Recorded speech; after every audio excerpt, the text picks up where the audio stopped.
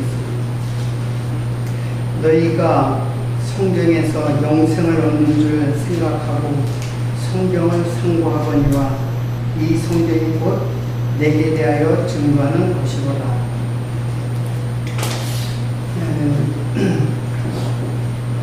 오늘부터 요한복음을 공부하도록 하겠습니다. 사실 제가 샬롬교회에 이제 좀 참석하고 강론을 시작하면서 요한복음을 강론해야 되겠다 그런 생각을 처음에 가졌어요. 그래서 처음에는 요한복음을 강론을 했어요. 이제 처음 시작부터. 그런데 유튜브가 이제 시스템이 제가 잘 모르기도 하고 잘 안 돼가지고 많이 해서 조금 그래도 어느 정도 초반을 했었는데 나중에 이제 다시 이제 유튜브를 이제 정비를 하고 이제 하기 시작하면서 요한복음을 공부해야 되겠다라는 생각보다는 요한복음보다 성경 전체를 구조적으로 이해를 해야 되겠다 그런 생각을 하면서 성경이 도대체 어떤 책이고 성경은 어떻게 어떤 내용을 가지고 있으며 어떤 구조로 되어져 있는가 그런 생각을 하면서 그것을 이제 간단하게 요한복음을 시작하기 전에 그것을 이제 설명을 어느 정도 한 다음에 하려고 그랬는데 그것이 이렇게 길어진 거예요. 그래서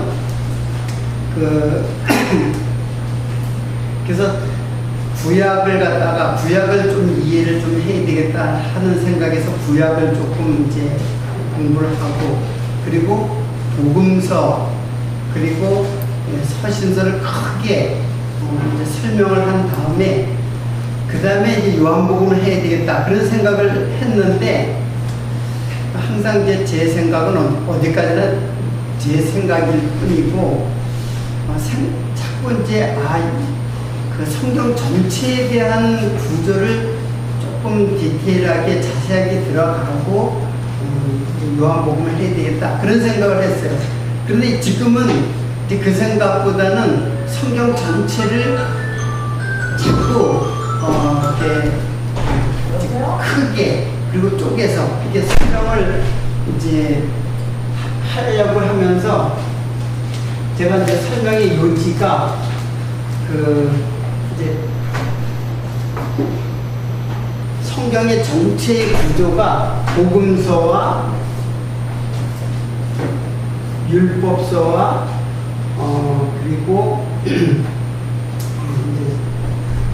서신서죠. 이게 이제 창세기부터 이게 계시록까지 전체의 구조예요. 그래서 이런 구조로다가 이제 성경 전체를 이제 이해를 하려고 하는 그런 목적으로 이제 성경의 구조라는 그 제목 주제 아래서 지금까지 이어져 온 거예요. 그러니까 제가 창세기를 역사서 그리고 시가서 선지서 이런 방법으로 구분을 했죠. 역사서, 시가서, 선지서. 그리고 이 전체는 율법이다라는 거예요. 이 전체가. 모세 5경만 율법이 아니라 구약 전체가 율법이다. 그래서 율법에 대한 설명을 제가 또 몇 시간을 했어요. 그래서 지금 이 내용은 여러분들이 다 유튜브에 다 이제 처음부터 기록된 거니까는 그 이해를 위해서 제가 참고로 말씀을 드려요. 그 다음에 이제 복음서를 지금 하고 있는 중이죠. 그래서 마태마가 누가복음까지 지난 시간까지 했고 오늘은 이제 요한복음을 이제 하려고 이제 시작을 하는 거예요. 그리고 이제 서신서, 이제 사도행전부터 시작해서 계시록까지 사도행전도 사실 서신서의 성격을 갖고 있어요. 그 데오빌로 마카에게 보내는 두 번째 서신이죠. 그 계시록도 7교회에 보내는 서신이에요. 그래서 서신서라는 주제 아래서 이제 이걸 공부를 할 겁니다. 그런데 이 복음서를 공부하는데 마태, 마가, 누가 요 세 가지를 공관복음이라고 하죠. 공관복음이라고, 요한복음은 공관복음과 다른 독특한 뉘앙스의 복음서예요. 역시 복음서이긴 하지만은 앞에 마태, 마가, 누가복음에 대한 그 복음서는 결국 예수가 그리스도라는 사실이죠. 예수가 그리스도라는 사실을 예수님 스스로의 행적과 그리고 스스로의 강론, 말씀으로 그리스도를 증거해요. 스스로의 행적은 거의 표적이에요. 그 스스로의 그 여러 가지 사건들 있죠. 에피소드들. 그런 것들과 그리고 예수님이 직접 그 복음서에 말씀하신 내용들, 그걸 통해서 예수가 그리스도이심을 증거하는 것이 이제 복음서예요. 그러나 율법서나 서신서 역시 다 마찬가지로 예수가 그리스도라는 사실을 증거하는 것에는 다 똑같아요. 똑같은데 형식이 다를 뿐이에요. 율법이라고 하는 형식을 통해서 복음, 예수가 그리스도라는 사실을 증거하고, 이거는 성령께서, 이거는 성부죠. 성부 하나님의 말씀, 말씀으로 예수가 그리스도라는 사실, 율법이라고 하는 형식을 통해서 말씀을, 그러니까 율법을 율법으로 보는 것이 이제 그 율법주의자들의 그 오류예요. 율법을 그냥 율법으로, 법으로 보니까는 행위가 나오잖아요.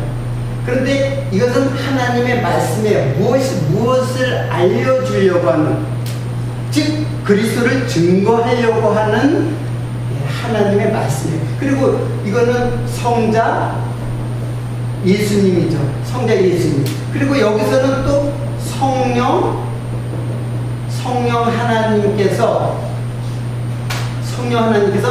예수는 그리스도라는 사실을 성도들의 마음속에서, 이거는 서신서를 공부할 때 제가 또 자세히 얘기하지만 성령의 전이된, 즉 성도들의 마음속에서 말씀하시는 거예요. 그래서 사도행전은 성령이 행적으로 말씀하시고, 모든 서신서는 성령께서 직접 성도들의 마음속에서 말씀하시는 내용, 이걸 물론 제자들이 기록했지만은 다 성령 하나님의 말씀이에요. 그래서 성부, 성자, 성령 하나님의 그 말씀이 성경 전체의 구조예요. 자, 그런데 오늘은 이제 그 복음서 중에서 이제 마지막 복음서예요. 그래서 제4복음서인 요한복음은 어떠한 성격을 가지고 있는가를 이제 오늘부터 이제 공부를 하는데, 다른 복음서보다 굉장히 중요할 뿐 아니라 이 모든 세 개의 공관복음의 결론이에요. 결론에 해당되는 복음서예요. 그래서 무엇보다도 이 요한복음은 중요해요. 그래서 제가 요한복음을 제일 먼저 이렇게 그 시작을 하려고 했던 이유가 바로 그 요한복음의 그 특성 때문에 그랬습니다. 여러분 성경을 볼 적에 어떤 성경을 이 전체를 갖다 창세기부터 다 보려니까는 이제 방대하잖아요. 그리고 읽다 보면은 이게 무슨 내용인지 무슨 주제로 어떤 메시지가 적혀 있는지를 이해하기 힘드니까는 성경을 구약부터 보지 않고 신약부터 봐요. 신약부터 보면 이제 마태복음부터 당연히 보죠. 근데 마태복음을 보면은 처음부터 좀 그 지루하고 의미 없는 것처럼 보이는 그 족보의 이야기가 나와요. 그래서 그 성경을 읽는데 이제 어려움이 있죠. 근데 요한복음을 저는 만약에 이런 생각을 해봤어요. 만약에 내가 아무것도 없는 무인도 같은 데 혼자 이렇게 있으면은 진짜 살기 힘들 것 같죠. 근데 요한복음 하나만 있으면은 그러면 살아갈 수 있을 그 힘이 있을 것 같아요. 만약에 극단적인 생각이 있지만은 그만큼 저는 이 성경 전체에서 요한복음이 가장 그 중요하다고 그렇게 이야기를 하고 싶어요. 누구든지 어느 성경이든지 중요하지 않은 성경은 없어요. 빠져서도 안 되고 또 다른 성경이 들어와서도 안 되고 성경은 66권 완전히 충족된 하나님의 계시의 말씀이에요. 그러나 만약에 한 권만 주어진다면 그러면 저는 요한복음을 선택하고 싶어요. 그만큼 그 요한복음은 우리들에게 굉장히 중요한 메시지를 그 중심 메시지를 갖고 있어요.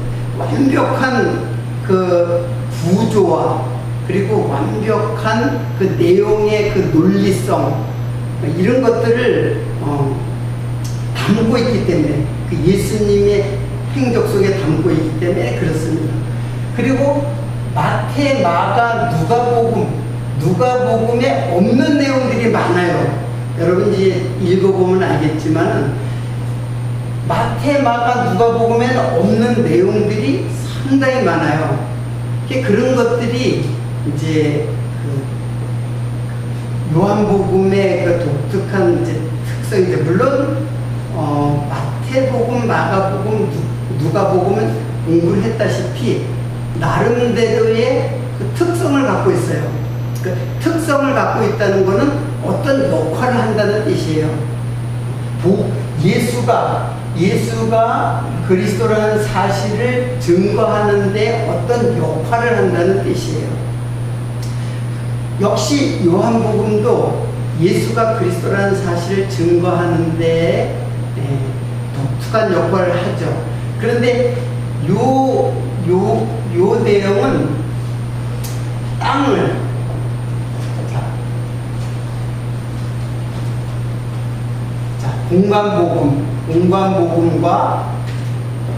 공관복음과 요한복음의 그 이제 차이점을 낸다면 땅에 예수님이 땅에 오셨잖아요.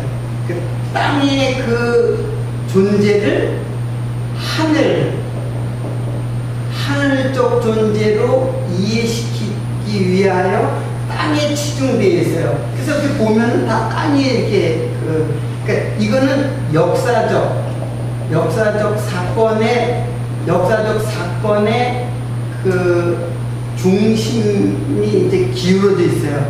그런데 요한복음은 전적으로 처음부터 물론 땅의 이야기를 하지만은 처음부터 여기에 치중되어 있는 게 아니라 하늘로부터 오셔가지고 또 하늘로 다시 복귀하시는 그런 예수 그리스도. 그래서 복음서는 이 땅에서 예수님의 행적을 중심으로 많이 이루어졌어요. 말씀도 했지만은 물론 그 말씀은 하늘의 말씀이에요. 계시의 말씀이고 하늘의 말씀이에요. 그러나 이 요한복음은 처음부터 하늘에 대한 이 모든 그 예수님의 오신 것은 하늘에 대한 이야기고 하늘로부터 오신 분이다. 이분은 하늘로부터 오신 분이다. 그래서 예수는 그리스도라는 사실을 복음서 전체에 있지만 이 결론으로는 예수 그리스도는 예수 그리스도는 이 결론이에요. 결론. 미리 결론을 제가 이제 말씀을 드리는 건데, 예수 그리스도는 여호와 하나님이시다. 이게 결론이에요. 여러분들. 결론을 미리 얘기하면은 되게 이제 싱겁잖아요. 그런데 여러분 결론을 아는 게 굉장히 중요해요. 왜냐하면 성경은 다 이렇게 감춰져 있어요. 창세기부터, 특히 창세기는 아주 그냥 굉장히 감춰져 있어요. 그래서 문자로 보면,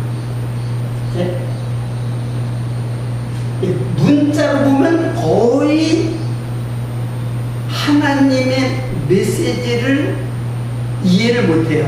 문자로 보면. 물론 문자를 절대적으로 문자를 문법에 의해서 해석을 해야 되는 것은 맞지만은, 그러나 거기서 끝나버리면 문법적으로 아무리 해석하고 언어학적으로 해석을 한다고 해도 그 속에 담겨진, 즉 성경은 문자층이 있는 거예요. 문자층이 이렇게 쭉, 그게 베일이에요. 베일. 이렇게 가려져 있는 거예요. 문자로 가려져 있어요. 근데 문자 속에 깊은 하나님의 음성, 즉 하나님의 말씀, 메시지, 이거는 문자 속 안에 들어가 있어요. 그리고 이 겉에 층은 문자층도 있고 역사층도 있어요. 그러니까 문자를 알고 역사만 안다고 해가지고, 역사를 잘 알고 그 당시의 상황도 다 이해를 하고 다 안다고 해서 성경을 아는 것은 다 아니에요. 우리가 알아야 할 것은 뭐냐면 계시예요. 계시층은 밑바닥에 깔려져 있어요. 이게 바로 내용이에요. 내용. 하나님의 말씀의 그 진짜 하나님께서 말씀하시고자 하는 말씀의 그 내용, 이것이 바로 진리예요. 진리를 이해한다는 것은, 그냥 이거를 갖다가 많이 공부를 하면은 여기에서 끝나버리면 그건 오히려 자기의 의가 될 수도 있어요. 자기 의로 그것을 갖게 돼 있어요. 나 이만큼 많이 안다. 나 역사에 대해서도 많이 안다. 이 유대인들은 그들의 언어잖아요. 유대인들은 그들의 언어잖아요. 그러니까 우리보다도 더 잘할 거예요. 제가 히브리어와 이제 헬라어를 갖다가 그전에는 진짜로 성경이 설명하지 않았어요. 성경이 도대체 무슨 책인지를 그냥 내가 알고 다른 사람한테 전했어요. 그전에도. 그랬는데 지금 생각해보니까는 내가 별로 알지도 못하고 전한 것 같은 것들이 많이 있어요. 그러니까 문자 매우 중요하죠. 그래서 히브리어 신학교 가면 뭘 배워요? 히브리어하고 헬라어를 배우는 거예요. 근데 히브리어 헬라어만 지금 얘기했듯이 히브리어 헬라어를 많이 알고 해박하게 안다고 해서 성경을 아는 것은 아니라는 얘기예요. 역사도 마찬가지예요. 그 당시의 역사적 사건, 요세푸스의 역사서를 보면은 그 당시에 아주 그냥 방대한 당시에 역사 사학자가 있었어요. 요세푸스라는 사람. 그래서 성경에 대해서 그 사람의 글을 많이 보는 것은 굉장히 유익해요. 그렇지만 그렇다고 해서 성경을 다 아는 것은 아니에요. 그래서 우리는 우리의 목적은 어디 있냐면 계시에 있어요. 하나님 계시의 말씀을 이해하는 것이, 그것이 우리가 성경을 보는 목적이에요. 자, 오늘 제가 요한복음 5장 39절을 읽어드렸잖아요.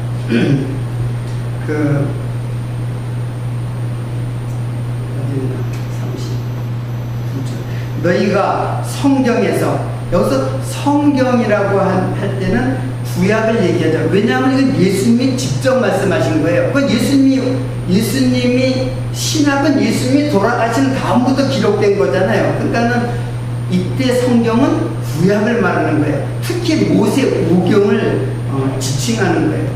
영생을 얻는 줄 생각하고 성경을 상고하거니와, 여기서 상고한다라는 말이, 상고, 이게 제가 전에도 얘기했지만은 이렇게 이 한자를 이렇게 쓰거든요. 이게 말씀 원변이에요. 근데 이 상자라는 말은 자세하게 공부한다는 뜻이에요.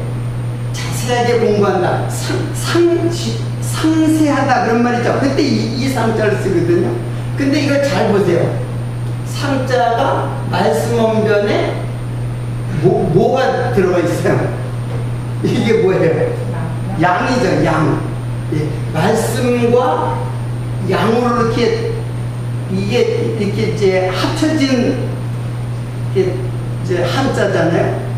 그게 참 신기하다 그런 생각을 했어요. 이 말씀이 어린 양, 말씀도 예수고 뭐예요? 어린 양도 예수잖아요.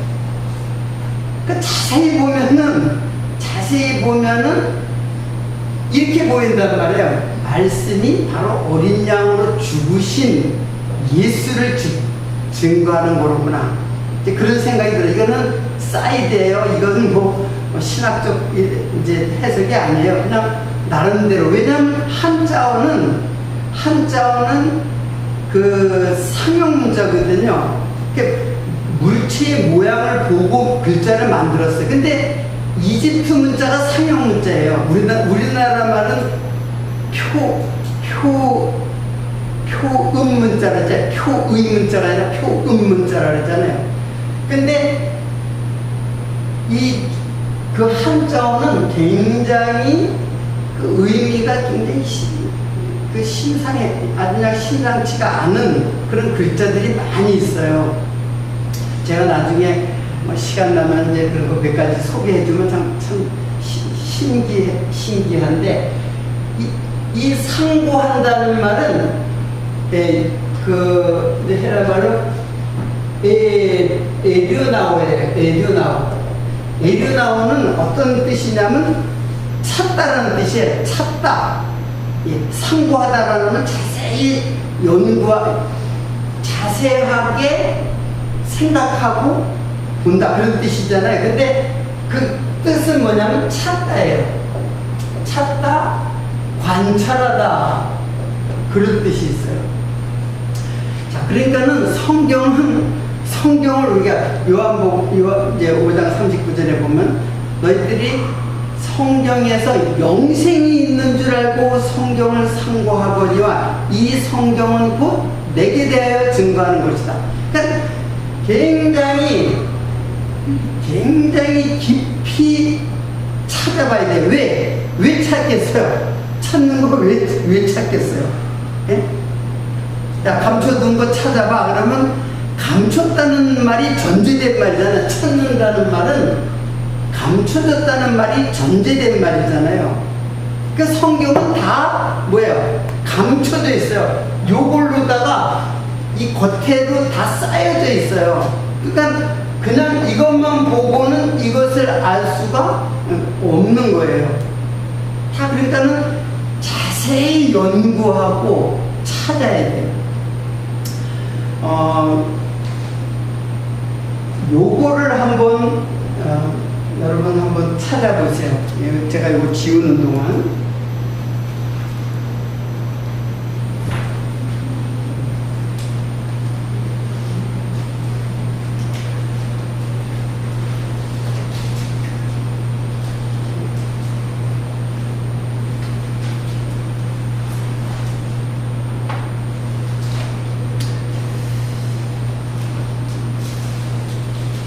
베드로전서. 제가 오늘 엉뚱한 교환을 가져와가지고 지금 베드로전서 1장 8절.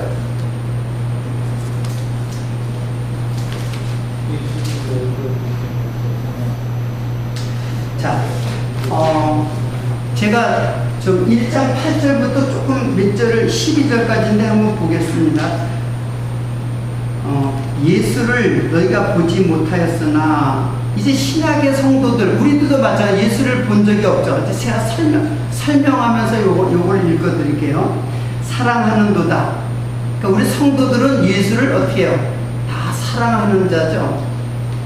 이제도 보지 못하나 믿고 말할 수 없는 영광스러운 즐거움으로 기뻐하니 믿음의 결국 곧 영혼의 구원을 받음이라. 이 구원에 대하여는, 자, 믿음 곧 영혼의 구원. 그 믿음은 어떤 믿음이에요? 그냥 믿음이라는 건 많잖아요. 돈을 믿는 사람도 있고, 권력을 믿는 사람도 있고, 세상을 믿는 사람도 있고, 자기 주목을 믿는 사람도 있고. 믿음이라는 거는 나를 갖다가 전폭으로 상대한테 다 투여해버리는 거예요.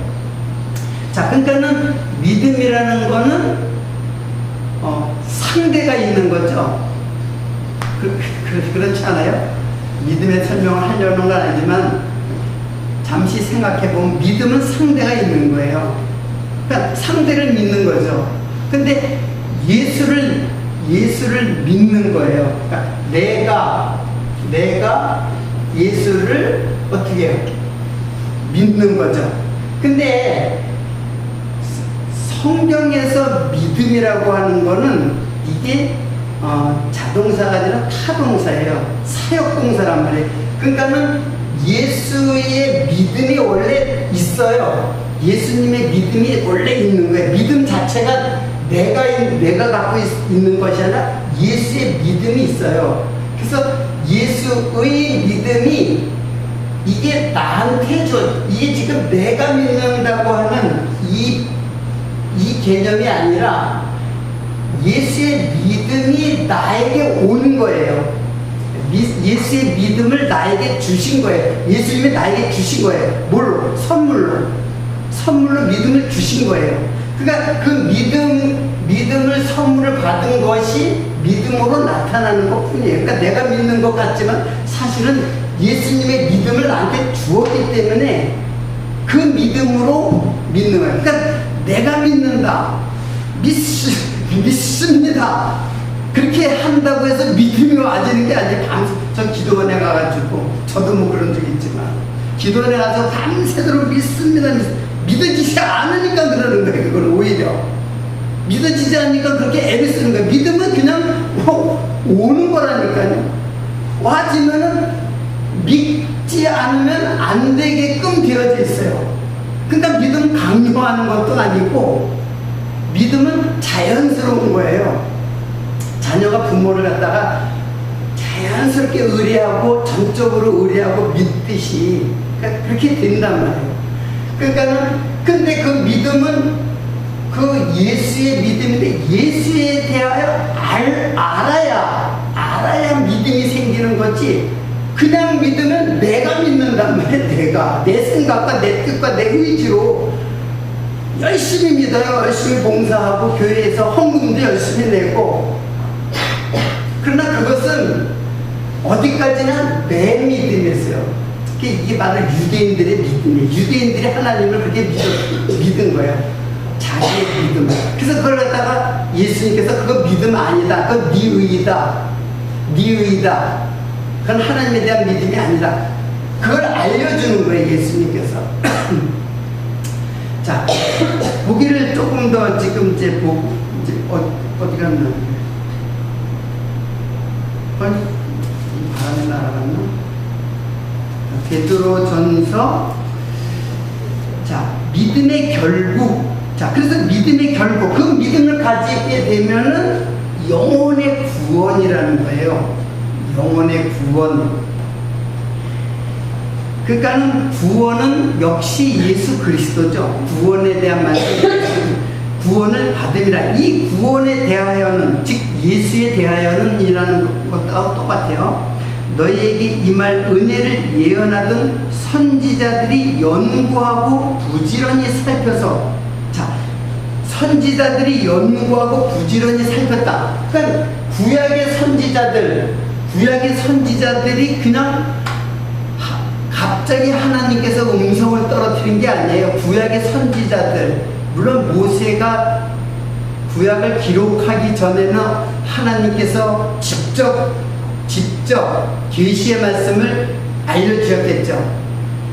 특히 시내산에서 40일간 예수님과 하나님과 함께 거하면서 거기서 많은 계시를 받았어요. 그래가지고 창세기도 기록한 것 아니에요. 그런데 다른 선지자들은 이미 구약이 다 완성이 됐단 말이에요. 구약이 완성된 그 구약을 어떻게 했다는 얘기예요. 부지런히 그 예언하던 그 구원에 대하여는 너에게 임할 은혜를 예언하던 선지자들, 그 은혜를 예언한 선지자가 뭐예요? 그 은혜가 뭐예요? 예수 그리스도잖아요. 예수 그리스도, 구원, 예수 그리스도, 은혜. 그것을 예언하던 선지자들이 연구하고 부지런히 살펴서, 살펴야 돼. 찾고 관찰하고 살핀다는 얘기예요. 그러니까는 선지자들이 그냥 예언하는 게 아니라, 하나님의 은혜를 그냥 예언하는 게 아니라 자기도 어때요? 깊이 공부하고 살피고 연구한 거예요. 그래서 11절, 자기 속에 계신 그리스도의 영이 그 받으실 고난과 후에 얻으실 영광을 미리 증거하여 어느 시 어느 때를 지시하는지 상고하니라. 여기도 상고가 나오잖아요. 그래서 마지막에 그러니까 선지자들도 깊이 연구하고 깊이 관찰하고 찾은 거예요. 왜? 이거는 창세기부터 감추어진 비밀이기 때문에 그런 거예요. 비밀, 무스테리어, 비밀이란 말이에요. 언제부터? 태초부터, 창세 때부터 처음부터 감춰져 있는 거예요. 그 처음부터 감춰졌는데 그 비밀의 내용이 뭐냔 말이에요. 비밀의 내용이 바로 예수 그리스도. 우리는 그 비밀이 예수라는 사실을 이제 다 아는 거예요. 다. 쉽게 말하면 정답을 다 알고 성경을 보는 거예요. 그걸 모르고 비밀이 예수님이라는 것을 모르고 보는 사람하고 그걸 알고 보는 사람하고는 천지 차이죠. 솔직히 예수라는 것을 우리는 알고 보는데도, 저 같은 경우는 알고 보는데도 굉장히 그 감춰져 있는 비밀이 아주 은밀하게 감춰져 있기 때문에 찾지를 못할 때도 있잖아요. 다 찾지를 못해. 사실은 인간은 다 찾지를 못해. 아무리 공부를 한다 해도 나에게 주어진 뭐만 있어요? 역할이 있는 거예요. 내가 찾을 수 있는 역할만 있는 거예요. 그러니까 내가 다 찾겠다, 난 다 안다, 이거는 그럼 하나님 다 된 거죠. 그렇게 되면 그것도 오만이란 말이에요. 교만. 나에게 주신 것. 그래서 기도를 할 수밖에 없죠. 하나님 나에게 주신 그거 다 깨닫게 하시고 그거 다 전하게 해. 이게 선지자들의 역할이에요. 그래서 여기 또 날아갔나? 예. 11절에 보면은 자기 속에 계신 그리스도의 영이, 이게 성령이잖아요. 그 구약에도 성령이 있었던 거죠. 그 받으실 고난과 후에 얻으실 영광을 미리 증거하여 어느 시 어느 때를 지시하든지 상고하니라. 어느 시 어느 때.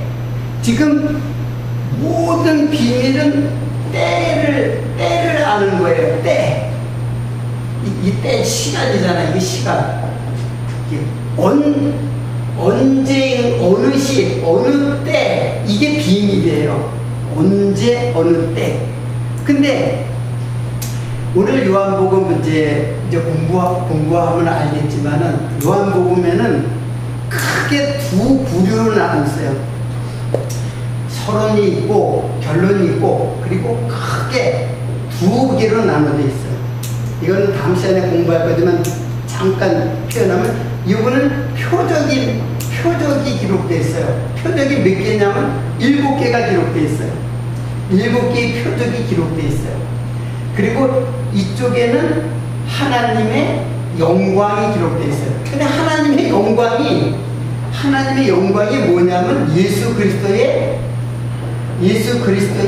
십자가 죽으심이에요. 하나님의 영광이라고 하는 게 이게 하나님의 뜻이 드러나는 거거든요. 영광이라는 게 하나님의 뜻이 빛이 이제 비춰지는 거예요. 근데 그게 그 내용을 보면 예수님이 죽으시는 거예요. 그 죽으시는 것이 무슨 영광이에요? 죽으시는 거는 비참한 것이고 처참한 것이잖아요. 근데 그게 아니라 예수님의 죽으심이 뭐 슬픔과 고통과 비참함으로 표현되어 있지 않아요? 요한복음에는. 그게 예수께서 그랬지. 내가 영광을 받으러 간다.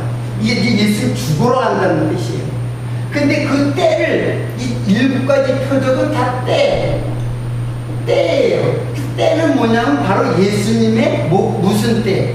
죽으실 때를 말하는 거예요. 그래서 성경에는 내 때가 아직 이르지 아니했다 그런 말이 자주 나와요. 아직 내 때가 이르, 내가 아직 뭐 할 때?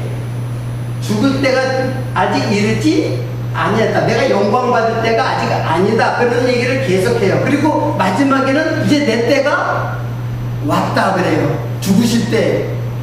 예수님 십자가에 돌아가시기 얼마 전에 이제 저들이 나를 잡으러 왔다. 내 때가 이제 왔다. 그 때를 갖다가 비밀의 때. 그러니까 비밀이 이제 예수님의 죽으심으로 완전히 계시가 드러날 때, 그러니까 예수님이 죽으시는 것은 계시가 완성이 되는 거예요. 계시가 완성이 되는 거예요. 율법이 완성이 되는 것이고 하나님의 뜻이 담겨져 있는 율법, 하나님의 말씀의 뜻이 담겨져 있는 그 뜻이 이제 드러나는 때예요. 그게 이제 죽음은 곧 부활이에요. 죽음과 부활은 그냥 따로 있는 게 아니에요. 그냥 죽음이 곧 부활이에요. 성도도 마찬가지예요. 그러니까 죽음은 두려워할 것이 아니라니까요. 그냥 우리들이 기쁨으로 맞이해야 할 사건이에요. 오늘은 요한복음을 기록한 목적을 한번 살펴보도록 하겠습니다. 이걸 살펴보면 아마 끝날 것 같은데, 요한복음 마지막 부분이에요. 20장.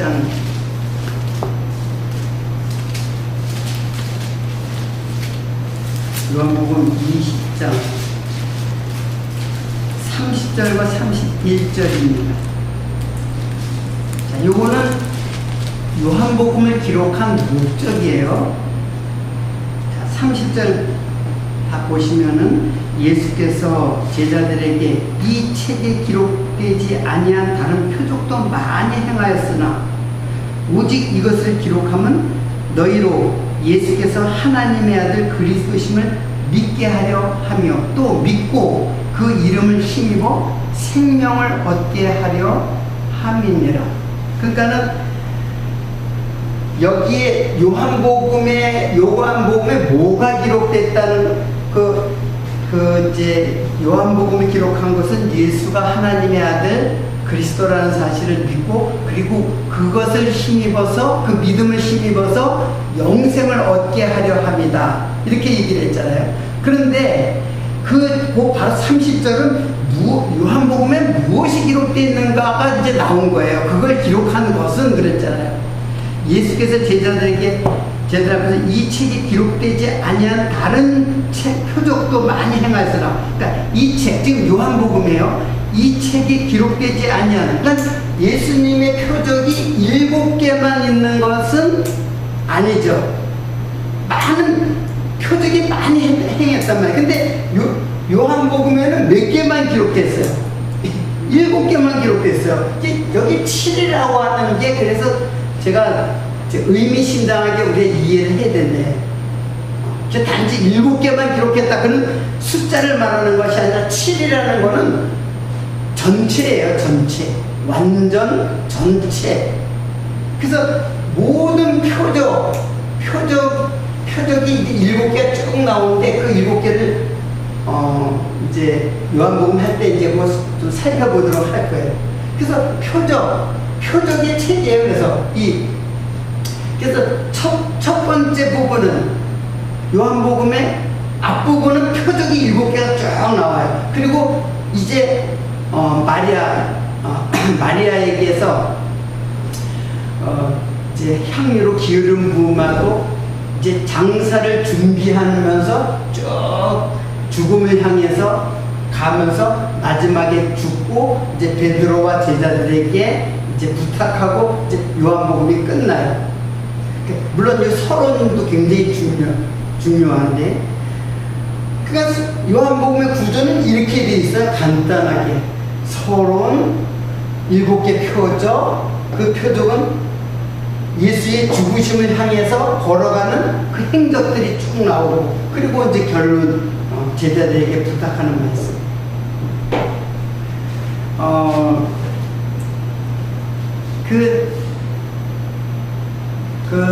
요한복음의 그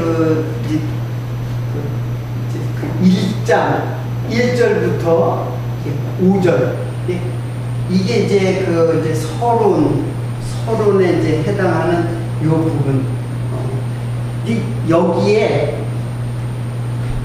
여기에 굉장히 많은 결론적으로 예수는 하나님이시다라는 것을 아예 처음부터 그냥 선포를 해버려요.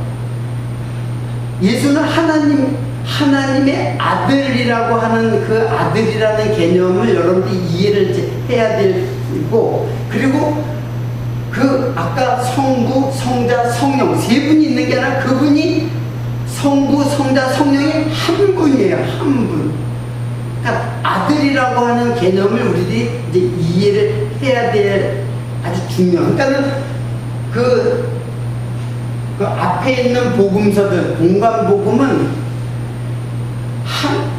인자 뭐예요? 이게 사람의 아들이잖아요. 인자. 안트로포스, 피오스. 근데 여기서는 뭐예요? 인자는 안트로포스, 피오스. 이게 뭐냐면 사람의 아들이에요. 근데 여기는 결국 뭐예요? 데오스, 피오스. 그러니까 데오스, 피오스. 피오스는 이제 아들이라는 뜻인데, 데오스는 하나님의 아들이다. 하나님의 아들이다라는 거예요. 피오스라는 말은 아들, 자손이라는 뜻이 있지만 사실은 그 깊은 뜻은 왕의 아들이에요. 왕자예요. 왕자. 그런 뜻을 갖고 있어요. 피오스라는 것은. 사람의 아들이 무슨 다 왕의 아들이에요. 사람의 아들은 왕의 아들이 아니잖아요. 하나님의 아들이라야 왕의 아들이죠. 결론을 갖다 이렇게 주고 있단 말이에요. 오늘은 제가 사실은 요한복음을 기록한 목적 중에 또 한 가지 좀 지역적인 요소는 당시에 영지주의라고 하는 아주 잘못된 이단 사상이 있었어요. 그 잘못된 이단 사상이 교회를 갖다가 그 반석 대신 예수를 흔들고 무너뜨리고 성도들의 마음속에 잘못된 신앙을 갖게 하는 그것 때문에 요한복음이 쓰여졌다고 하는 지적적 이유도 있어요. 여러분, 요한이 기록한 서신이 요한이 기록한 성경이 몇 개나 될까요? 그렇죠. 요한일서, 요한복음, 요한일서, 요한이서, 3서 다 요한이 쓴 거. 요한계시록 5개 썼죠. 요한이 굉장히 많이 썼어요. 계시록을 썼으니까. 요한 다른 사도들은 다 먼저 죽고 다 순교됐어요. 요한만 늦게까지 살아가지고 반모섬에서 하나님의 계시를 받았어요. 그러니까는 모세가 하나님의 계시를 갖다가 받은 것처럼 세례요 마지막 계시록도 어때요? 사도 요한이 계시를 받았어요. 계시를 받고 반모섬에서 계시를 받고 기록을 했어요. 네, 오늘은 일단은 이제 요한복음의 여러 가지 이제 성격이라든가 요한복음의 임을 이해하기 위한 이제 제반 여러 가지 내용들을 말씀을 드리는데 다음 주부터는 요한복음을 조금 다른 복음서보다 조금 자세하고 조금 시간이 많이 걸릴지 몰라요. 다른 것도 되게 10개에서 끝났는데 이게 뭐 얼마나 언제까지 할지 저도 그 예측을 못 하겠는데 다음부터 요한복음을 그리고 또 여러분들이 요한복음을 좀 읽어보시고 한번 쭉 읽어봐. 한 30분이면 다 읽어요. 정독하면은 조금 더 이제 신경 쓰면은 30분 이상 좀 걸리겠지만 한번 요한복음을 정독을 일단 한번 해보시고 그리고 이제 요한복음의 세계로 다음 시간에 들어가도록 하겠습니다. 네, 기도하겠습니다.